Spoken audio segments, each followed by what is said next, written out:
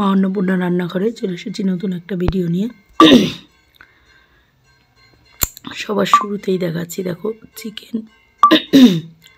চিকেনে মশলা দিয়েছি। আদা, রসুন, কাঁচা লঙ্কা আর অল্প কিছুটা পুদিনা পাতা দিয়ে একসঙ্গে আমি পেস্ট করে নিয়েছিলাম। অল্প সামান্য টক দই ফেটিয়ে নিয়েছি। গোলমরিচ গুঁড়ো, আমার গলাটার জন্য হয়তো তোমাদের বুঝতে একটু অসুবিধা হবে। জিরে গুঁড়ো, এই কারণে কতদিন ধরে ভিডিও দিতে পারছি না। নুন, কারণ গলায় আমার ইনফেকশান হয়েছে, তাই সেই কারণে গলা থেকে ভালো করে আওয়াজ বেরোচ্ছে না, তার মধ্যে আবার ঠান্ডাও লেগেছে, জ্বর। হলুদ গুঁড়ো, সেই জন্য ভিডিও আমি ঠিক করে দিতে পারছি না, ভিডিওর আপডেট।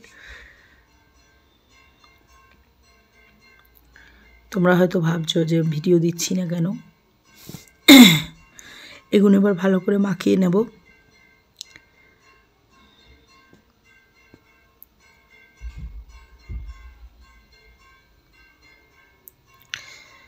পুদিনা পাতা কিন্তু খুব বেশি দেওয়া যাবে না, অল্প করে। আজকে তাও একটু গলাটা দিয়ে বেরোচ্ছে আওয়াজ, এর আগে তো একদমই বেরোচ্ছিল না।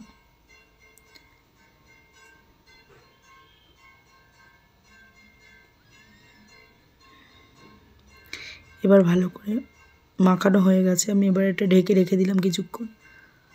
ঢাকার পর চলে এসেছি, এই যে পেঁয়াজটা ভেজে নিয়েছি, দিয়ে দিলাম গরম মশলা ফোড়ন, তেজপাতা, সাদা তেল দিয়েছি এর মধ্যে। এটা কিন্তু সর্ষের তেল দিয়ে করছি না, সাদা তেল। তেজপাতাটা অনেকটাই ব্যবহার করছি এখানে গোলমরিচ, দারচিনি, লং, এলাচ,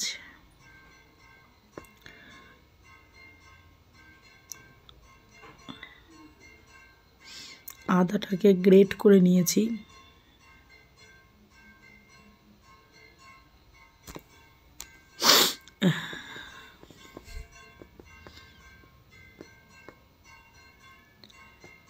জায়ফল,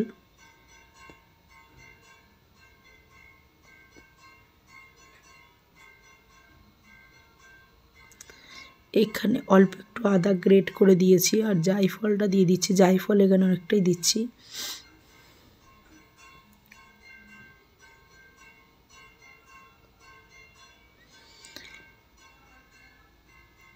চাল দিয়ে দিলাম, গোবিন্দভোগ চাল এটা।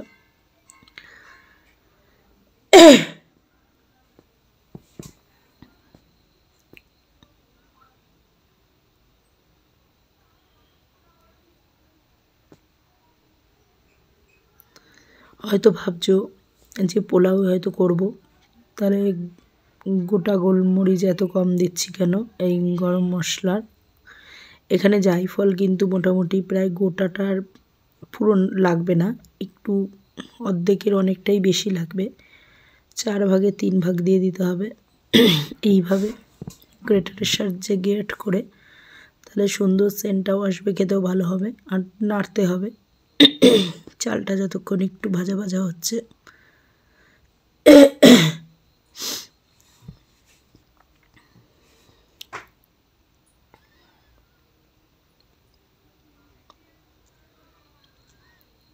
এটা কিন্তু পোলাও আমি করছি না,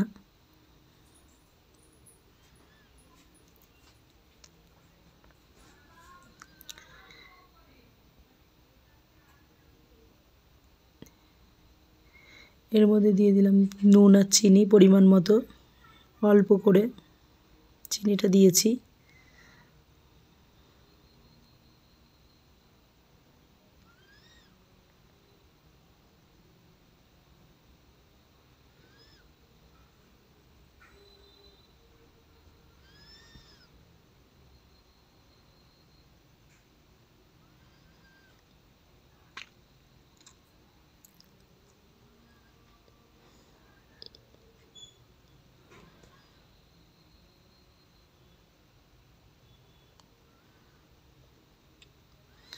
এবার দেখো কি দিলাম,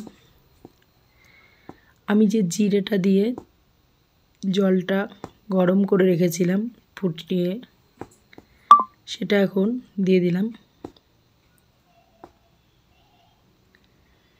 আমি আজকে জিরা রাইস করছি, তো জিরা রাইসে আমি জিরাটাকে আগেই গরম করে ফুটিয়ে মানে করে রেখেছিলাম।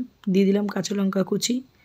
তো এটা আমি গোবিন্দভোগ চাল দিয়ে করছি, তোমরা চাইলে বাসমতি দিয়েও করতে পারো, কিন্তু এইভাবে করলে এটা বেশি টেস্ট হয়। এটা জিরা অনিয়ন আর এগ রাইস, দুর্দান্ত লাগে এটা খেতে।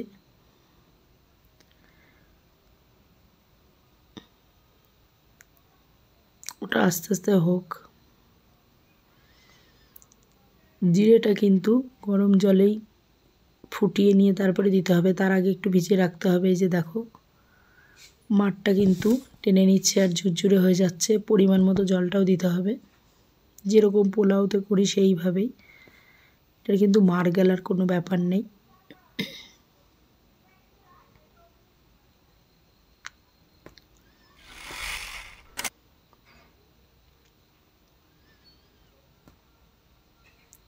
এবার উপর দিয়ে একটু ঘি ছড়িয়ে দিচ্ছি।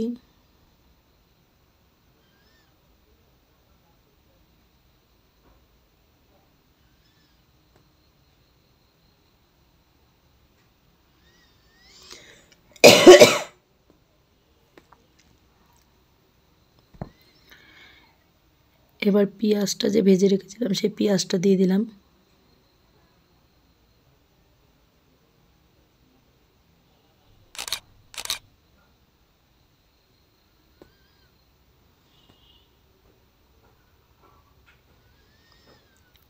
ওপর দিকে কড়াইতে গোটা গরম মশলা দিয়ে দিলাম, দিয়ে পেঁয়াজ ফোড়ন দিয়ে দিচ্ছি।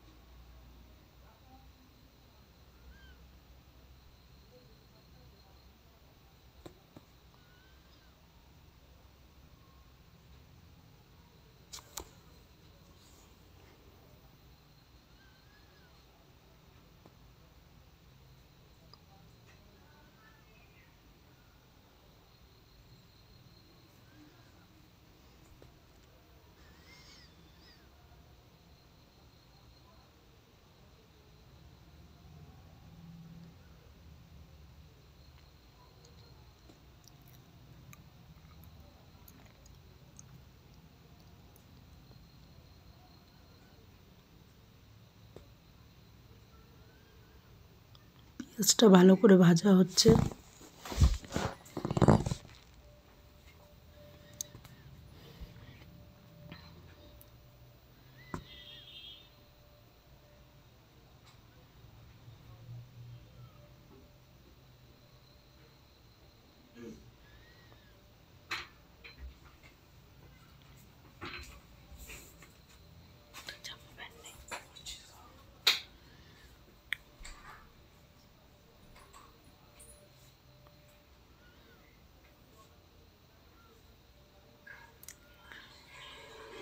টমেটো আর শুকনো লঙ্কা একসঙ্গে পেস্ট করে নিয়েছি।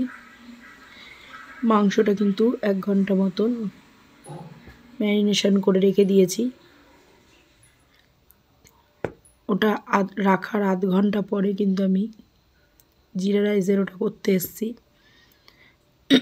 ওটা প্রায় অনেকটাই হয়ে গেছে, মানে এখন শেষের দিকে, তখন আমি মাংসর রান্নাটা বসাচ্ছি।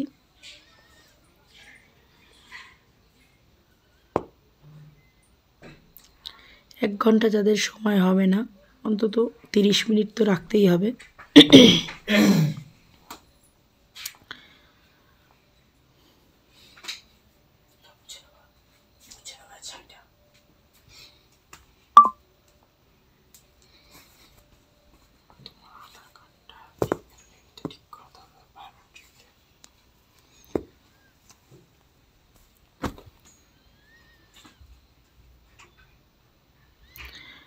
মাংসটা যে মাখিয়ে রেখেছিলাম এই যে দিয়ে দিচ্ছি।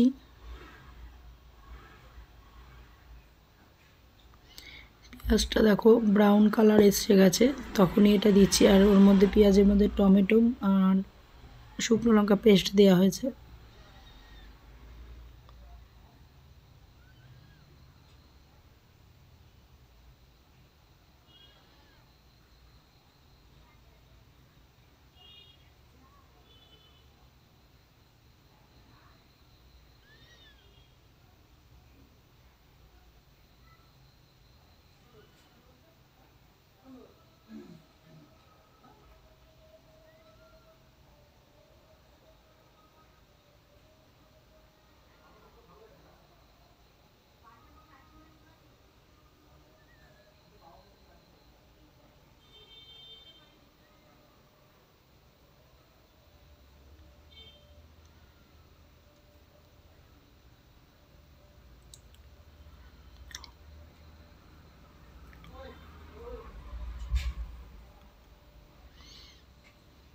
ভালো করে কষাতে হবে এখন।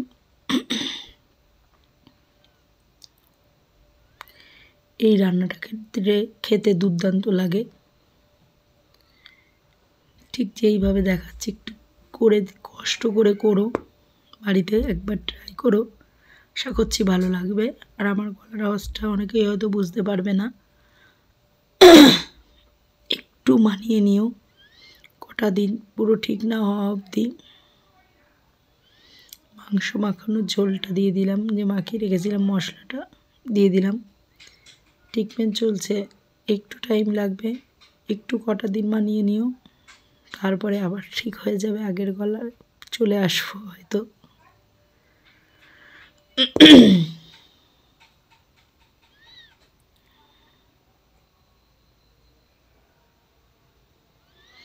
মাংসটা এখন একটু ঢেকে দিতে হবে।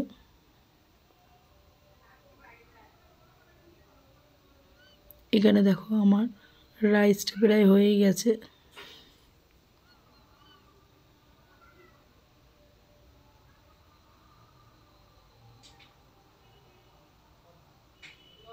তো সুন্দর গন্ধ বেরিয়েছে, বলার মতো না।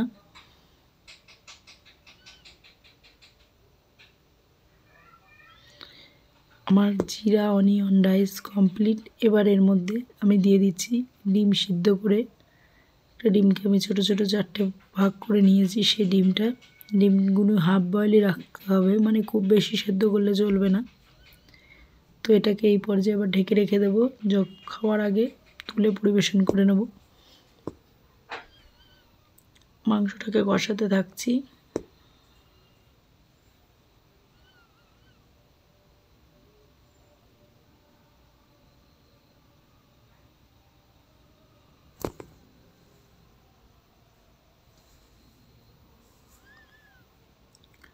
এর মধ্যে দিয়ে দিচ্ছি গন্ধরাজ লেবু গ্রেট করে।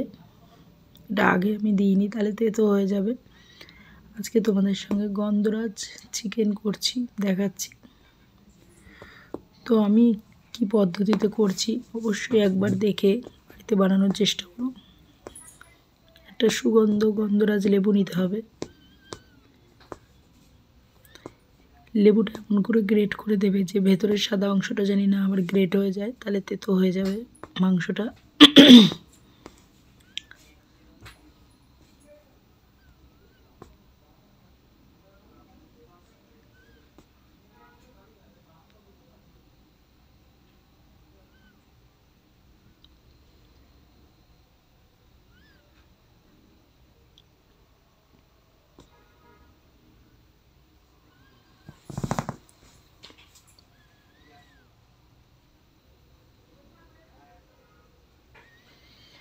টমেটো কিন্তু এই মাংসতে দেওয়া যাবে, খুব বেশি না, কিন্তু হাফ টমেটো কিন্তু আমি দিয়েছি এখানে। এটা কিন্তু 1 কেজি মাংস এখানে, কারণ যেহেতু এটা টক দই দেওয়া হয়েছে আর যেহেতু গন্ধরাজ চিকেন, সেই জন্য টমেটো বেশি ব্যবহার করা যাবে না। এর মধ্যে দিয়ে দিলাম এবার কাশ্মীরি লঙ্কার গুঁড়ো, একটু কালারটা ঠিকঠাক আসার জন্য।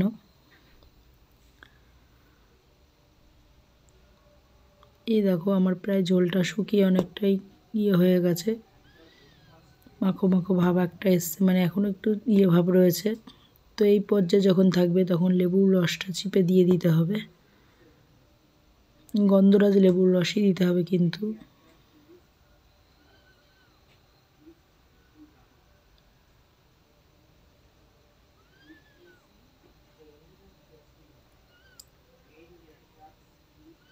এর মধ্যে এবার একটু লেবু পাতাগুলো দিয়ে দেবো, ভালো করে ধুয়ে পরিষ্কার করে নিয়েছি। লেবু পাতা আগে দিলে তেতো হয়ে যাবে।